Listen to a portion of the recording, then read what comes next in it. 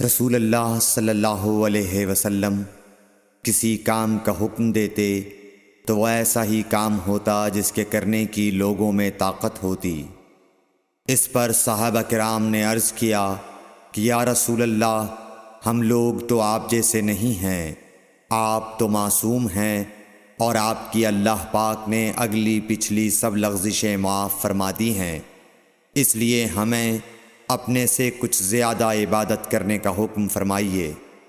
یہ سن کر آپ ناراض ہوئے، حتیٰ کہ خفگی آپ کے چہرہ مبارک سے ظاہر ہونے لگی۔ پھر فرمایا کہ بے شک میں تم سب سے زیادہ اللہ سے ڈرتا ہوں اور تم سب سے زیادہ اسے جانتا ہوں، پس تم مجھ سے بڑھ کر عبادت نہیں کر سکتے۔ صحیح بخاری حدیث نمبر 20۔